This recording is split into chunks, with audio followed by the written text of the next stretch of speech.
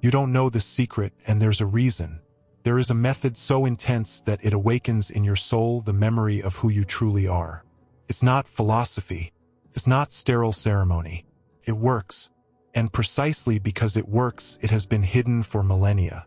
Those who dominate know that an awakened person escapes control. He no longer fears anything. He no longer seeks approval. He is free. And that is what frightens those who would keep us in chains. But the time has come. Soon you'll discover why they call it the forbidden method. And above all, you'll feel it pulsating within you. Don't get distracted. Don't leave anything out. Because if you miss even a single step, you risk never finding yourself again. The initiation begins now. If these words resonate with you, like them now, it will be our secret signal that you too feel it's time to awaken. And if you want to be part of the circle that carries forward this inner revolution, join us with a premium subscription. It's not just support, it's a pact. Together, we will make this knowledge resonate even more. I'll be waiting for you on the other side. What lies hidden within you will reveal itself when you silence the noise of your mind and listen to the voice of your true self. When you begin to study ancient civilizations, something strange happens. People separated by oceans, who never exchanged letters or travelers, began to say the same things about the soul, the universe, and the meaning of life. They had no internet, no airplanes, no simultaneous translators. Yet, in distant temples, in different languages, they repeated the same warning. Humanity has forgotten who it truly is. In ancient Egypt, Thoth spoke of a vibrational drop, not a physical one, but a lowering of the soul's frequency upon entering the body.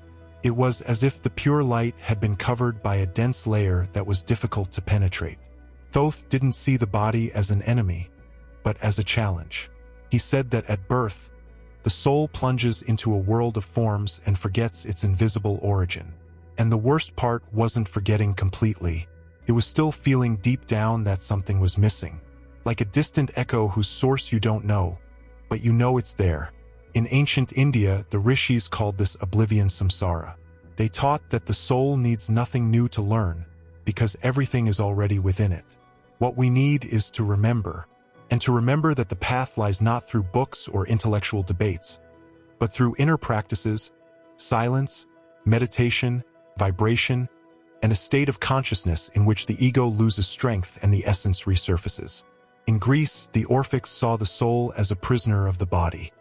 But be careful.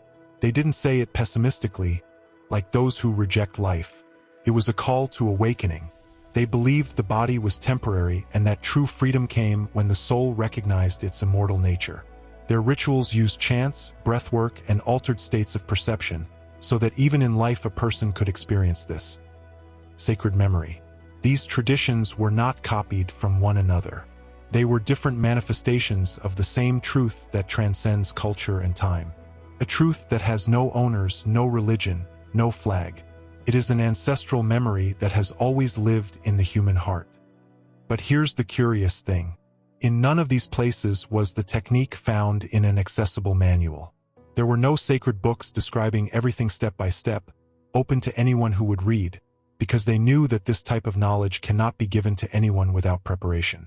That's why these teachings were passed down orally from master to disciple, in silence, in temples far from the public eye. Anyone who truly wanted to learn had to prepare, had to seek. Because the danger wasn't in the technique itself, but in what could happen if it were used by someone unprepared to face their own ego. These people protected this wisdom like those who guard a sacred fire. They didn't want to control the knowledge, but to protect those who weren't yet ready to face it. Because truly remembering who you are isn't comfortable. It changes everything. It removes emotional crutches, dismantles limiting beliefs, breaks down the mental structures that once provided security. Yet, despite being protected, this wisdom never ceased to exist. It has spanned the centuries disguised in myths, symbols, and stories that few knew how to interpret.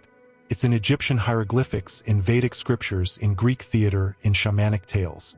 And even today, in the modern world, it lives on in those who listen not only with their ears, but with their hearts. But now a question arises that cannot be ignored. What did they do in those temples? What kind of ritual took place in those dark, silent chambers, far from the eyes of the world? How did someone pierce the veil of illusion and remember their soul? What happened there was so powerful, so transformative, that many were never the same after experiencing it. And that is exactly what we are about to begin to reveal now. The first barrier, breaking the false self without fear. These rituals weren't designed to impress the audience or fuel blind beliefs. They were experiences of irreversible transformation. When someone walked through the silent doors of an Egyptian temple, an Orphic sanctuary, or a Vedic school, they weren't simply participating in a ritual. They were about to die without dying. But be careful. It wasn't a physical death. It was something much more subtle and frightening for those still trapped in the ego. They called it symbolic death, a process in which the person was guided into a state of rest so deep that their consciousness disconnected from the body for a few hours. And in that state, the initiate was guided not by words, but by vibrations and symbols, through an invisible world that most people don't even know exists. There, on the other side of the veil, there were no masters dishing out ready-made answers. There was only what the soul already knew but had forgotten, because that was the secret they protected at all costs. No one teaches you who you are. You remember, you've always known. It's just that the voice of the ego, with its fears, ambitions, and guilt, screams so loudly out there that you can no longer hear while the spoke softly inside you. During those hours of crossing, the initiate received no new external knowledge. On the contrary, everything he experienced was a return. He recognized symbols he had never studied. He sensed truths he had never read in books. It was like waking from a long, heavy dream and suddenly remembering who he had always been before it all began. And this is where the true power of this ritual lies. It wasn't an intellectual experience. It wasn't meant to satisfy the curiosity of someone who wanted to collect another theory. It was a shock of spiritual reality. Because once you see what lies beyond the veil, you can't pretend you haven't seen it. The illusion of separation, fear, and control loses meaning, and you return to your body. But you are no longer the same. But not everything in this process was easy, because crossing the veil requires courage. Not everyone can do it. Some, faced with the vastness of who they truly are, felt fear. The ego, realizing it wasn't the center of everything, tried to resist. In some cases, the initiate was unable to let go of control and remained stuck between two worlds, unable to fully return to illusion, but also unprepared to experience the truth of the soul. And Thoth made this clear. He warned that the greatest risk in walking this path was doing so without inner preparation, because the ego, when confronted with the truth, can seek to distort the experience and use it to fuel even more spiritual vanity. This is why not everyone who crossed it returned transformed. Some returned confused, frightened, fragmented, because they were not ready to let go of what they believed themselves to be.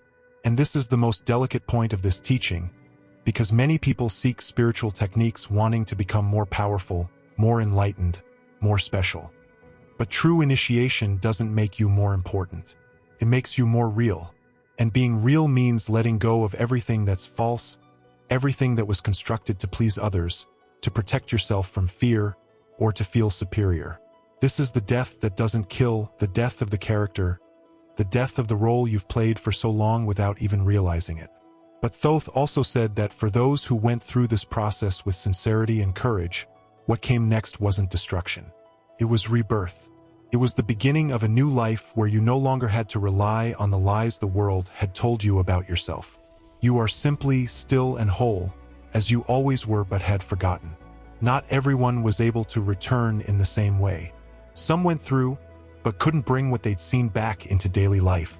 They remained stuck in a kind of internal limbo, where they knew the truth but couldn't fully live it. And this is the danger Thoth warned of, because remembering who you are is only the beginning. The real challenge is living from that place. And if this crossing was so dangerous, so profound, and so transformative, what did Thoth and the others prepare for before facing this risk? What preparation was necessary before embarking on that invisible journey? This is exactly what we will begin to reveal now. There's no point crossing the invisible veil if those who walk it still carry the burden of the false self. And what Thoth taught was direct, without sugarcoating. The first barrier isn't outside. It's inside. And it's not a demon, nor a curse, nor an external enemy. It's the illusory identity. That voice that repeats every day who you think you are, but which is nothing more than a set of beliefs, fears, and expectations imposed on you from birth. That identity is not who you are. Really, it's a character, a role you've accepted without realizing it, just to fit into the world around you. Since childhood, you've heard stories about who you're supposed to be. You're too sensitive. You're not capable. You have to be strong. You have to be the best. And without realizing it, you've worn those words as if they were your own. But none of them came from your soul. They came from the fear of others, from the limitations they brought and passed on to you. Thoth called this the invisible mental prison. Not because you saw chains, but because you didn't even realize you were trapped. You believe those ideas are yours, when in reality they are programs you've accepted without question. And this is where the real practice begins. There's no point in seeking higher worlds while your inner world is filled with illusions. And to begin breaking down that barrier, Thoth taught something simple yet profoundly transformative. An exercise you can do right now in this moment. Observe a thought that appears in your mind. Any thought, perhaps a fear, a doubt, a worry. Now stop and ask yourself, is this thought really mine? Or did someone put it in me? You'll realize that most of the thoughts that control you every day weren't created by you. They were inherited, copied, absorbed from your environment, your family, society. And the most amazing part is that you didn't even notice when it happened. But now that you see it, you can no longer pretend you didn't know. This simple observation creates a crack in the false self. Because when you stop automatically believing everything you think, you begin to see that there's a gap between who you really are and the thoughts you have. And it's in that gap that freedom begins. But be careful. This process isn't comfortable, because the false self will fight to survive. It will try to convince you that it's dangerous to let go of these beliefs, that you'll lose your identity, feel lost, become vulnerable. And for a while, maybe that's how it will be, because it's like taking off a mask you've worn your whole life. At first, the naked face seems strange, but little by little the truth begins to breathe again. This is the first step of the forbidden technique. Before seeking mystical experiences, you must purify the inner soil, because there's no point in planting seeds of truth in a soil full of lies. The ego will try to distort any revelation to serve its own interests. It will transform freedom into spiritual pride. It will transform intuition into vanity. It will transform knowledge into a competition of who knows more. That's why Thoth was clear. Purify first, see the false clearly, and only then move forward. And when you begin to let go of those personas, something curious happens. The silences that once frightened you become comforting. The moments without answers become spaces of peace. You no longer need to prove anything to anyone, not even to yourself, because for the first time you begin to be who you truly are, without needing to hide behind masks. But what comes after this initial purification is not emptiness. It is precisely at that point that something much deeper, something that has been dormant within you since birth, begins to emerge. A part of you that has never forgotten who you are, that has always watched you, waiting for you to finally look inside. And that's exactly what we're about to begin revealing now. There's a sound inside you that can't be spoken, only felt. When this most authentic part of you begins to emerge, something changes in the way you perceive the world. It's as if a veil falls from your eyes. But the strangest part is that it's not exactly your eyes that see it. Thoth called this perception the single eye. It wasn't the physical eye, nor logical reasoning, nor emotion. It was something that sees without needing to see, that knows without needing to think. A direct, raw, silent perception, and, at the same time, more real than any word can describe. This perception has always been there, but it was drowned out by mental noise, by the opinions of others, and by the beliefs you were taught to accept. From childhood, you were told that to understand life you had to analyze, compare, calculate, and judge. But truth isn't revealed through comparison. It's revealed through presence. And the single eye doesn't compare anything. It simply sees. Seeing, in the spiritual sense, doesn't mean looking outside. It means perceiving without filters. It means feeling reality before the mind distorts it, trying to explain it. The mind wants to name things, create stories, divide them into right and wrong, beautiful and ugly, good and bad. But the single eye is in no hurry. It simply witnesses. It sees things as they are, without labels. And because of this, it accesses a dimension that most people have lost. A dimension where everything is already whole, without the need for anything else. Now, to begin to feel this, you don't need years of study or long retreats. What Thoth taught was simple. A moment of true silence is enough. Not the kind of silence where you wait for something to happen, but the kind where you wait for nothing. Pure, effortless space. Let's do this together now. Close your eyes for 10 seconds. Take a deep breath. Don't try to feel anything special. Don't expect any magical response. Just be silent, fully present. Done?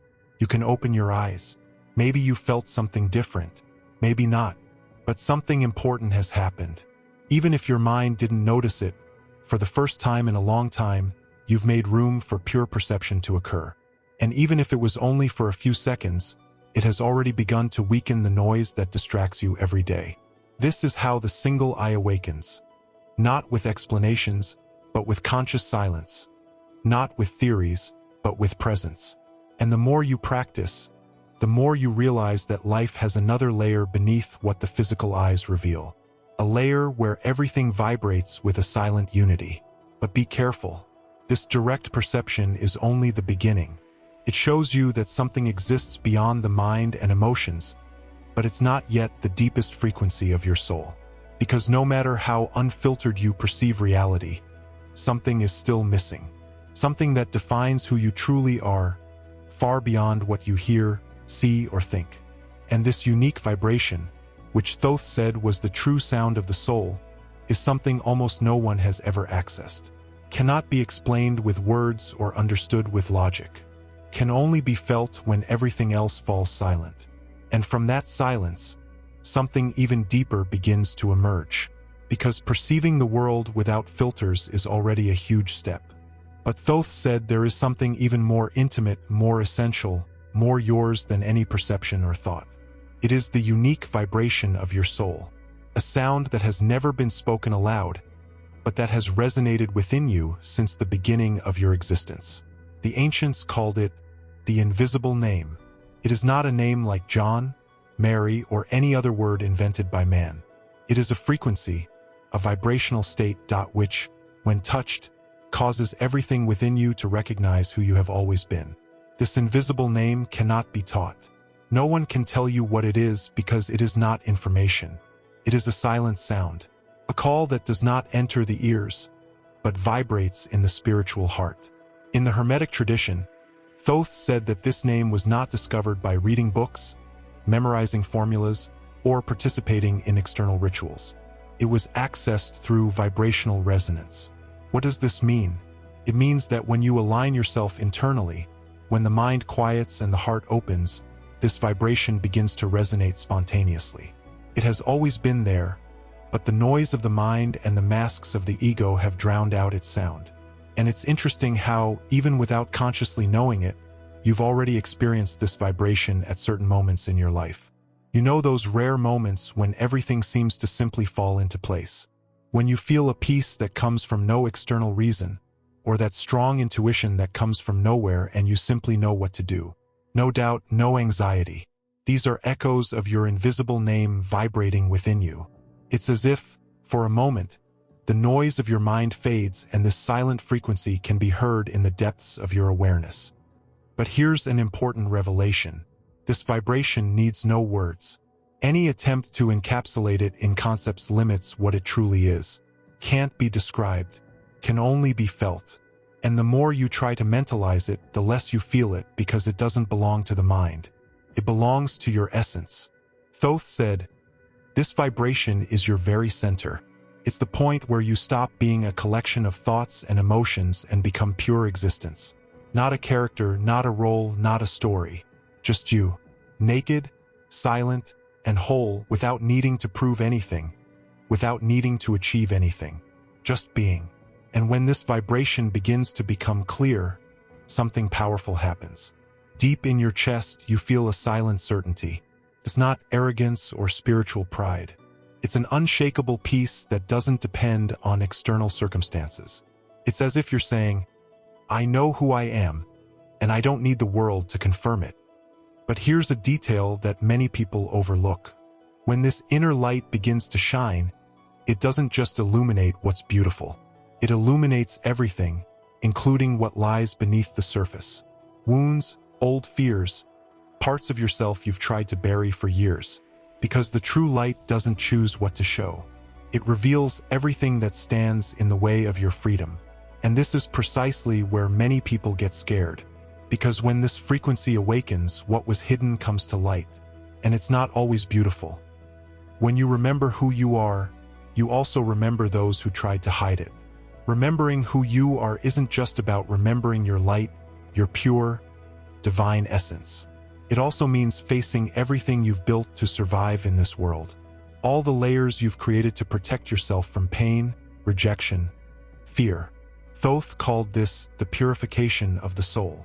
But know that it wasn't a spiritual punishment or divine judgment. It was a natural process, like water that washes away dirt when it finds its source. When you begin to remember, old traumas surface not to hurt you again, but so they can finally be healed. Fears you carried without understanding their origin begin to reveal their true origins. Lies you've repeated your whole life, like, I'm not enough. I have to please everyone. I must protect myself at all costs. Forgiveness, meaning. When you see who you truly are, it's as if the light of your essence shines in the dark corners of your inner world. And at first it may seem uncomfortable because seeing the truth hurts. But it's that pain that frees you. The pain of removing your mask. The pain of realizing you've been trapped in beliefs that weren't yours. The pain of realizing you've been running away from yourself for a long time. But Thoth made one thing clear. Suffering only continues when you resist. When you welcome what emerges, it transforms into healing. This is true purification. It's not about pushing away what's bad, but integrating what's been denied. It's bringing to light everything you've tried to hide from yourself. And then, something happens that changes everything. The soul begins to take charge for the first time. The mind, which has always dictated the rules, begins to step aside. The ego, which controlled your steps with fear and desire, quiets down. And it is in that silence that true consciousness begins to emerge. This is where the real test begins. Remembering who you are is only the beginning. Now you must keep moving. You can't stop halfway through the process because the mind will try to regain control. It will want to bring you back to your comfort zone, to old habits, to the stories you already know. But if you give in, you forget again. And the soul no longer wants to sleep. It wants to live. And when the soul takes over, something changes in your state of perception. It's no longer the mind analyzing everything, trying to control what happens. Now consciousness observes without interfering. You enter what Thoth called the waking trance, a state in which you are fully present, yet distant enough not to be swallowed up by the chaos around you. In this conscious trance, time seems to slow down. You feel each moment more deeply. Emotions still exist, but they no longer control you. They move through you and you choose what to do with them. Insights arise effortlessly. Decisions become clearer. Situations that once disturbed you now seem small compared to the vastness of your being. It's like standing in the middle of a storm, but observing it all from within. A silence that cannot be shaken. The world keeps spinning. People keep running. The noise is still out there. But inside there is peace. Not because the world has changed, but because you have changed the way you see it. The greatest secret to living awake while the world sleeps. Living awake in silence is simple. Living awake among sleeping people in chaotic situations is the real challenge. And Thoth said it clearly. The true alchemist does not isolate himself from the world. He walks among the crowd, but his vibration does not mix with the external noise. He does not reject everyday life. He transforms everyday life through his conscious presence. And how does this happen in practice? Not by living like a mountain on a mountain, but by taking a deep breath in the midst of chaotic traffic, by maintaining inner silence while meaningless conversations happen around you, by choosing what you consume with your eyes, ears, and heart, because everything that enters you shapes the vibration you carry. Thoth taught simple yet powerful practices. Active silence, for example, is not a passive silence in which you isolate yourself and escape from the world. It's a silence in which, even in the midst of daily tasks, you keep a part of yourself awake, observing without judgment. It's a state in which you don't get lost in haste, but maintain a point of internal balance. Another practice was conscious choice. Most people react automatically to everything that happens. They don't choose what to think, what to feel, or how to act. They simply follow conditioned automatic patterns throughout their lives. But the vibrational alchemist chooses. He decides what to feed his mind, his words, and his actions. And finally, he is vigilant about what enters his mind. Because the mind is like a garden. If you don't tend it, weeds grow everywhere. Empty information, collective fears, negative thoughts that you absorb without even realizing it. And by the time you realize it, you already feel exhausted, anxious, lost. That's why filtering what you consume is essential. It's not about living in denial. It's about living consciously. And when these practices become natural, something extraordinary happens. The memory no longer fades. You cease to be a fleeting state and become the foundation of your existence. It's no longer a spiritual peak that happens every now and then. It's a constant state of presence. The soul ceases to be a visitor and becomes the home. And that's exactly when the return occurs. Not a return to the past, but a return home. Because your soul wasn't created when you were born. It's always existed. It was simply asleep beneath layers and layers of oblivion. Thoth called this state the return to the source. A place without a physical location, yet closer than any external destination. It's a state where the search ends, because you realize that what you've been searching for your entire life is already within you. It always has been. And then something happens that changes everything.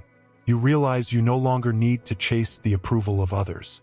You no longer need to look outside yourself for answers. You no longer need to beg for love, because you realize you already are all of this. The source of peace, love, and wisdom is within. And everything you sought outside was merely a reflection of what your soul has always known. If you've come this far, it's because something inside you has already begun to remember. If this journey has touched your soul, leave a like. Write the word Satori in the comments if you felt the jolt of awakening. It will be our shared signature. And subscribe to the channel so you don't miss what's to come. For you who have come this far, may every step toward your truth be illuminated by a star that only you can follow. May the sacred fire you awaken today continue to burn within you, illuminating every step of your journey. May your soul, finally free, become a beacon for other truth seekers. The awakening is now. The power is yours. Remember, you have never been alone. Until we meet again, walk in the glory of who you truly are. See you soon.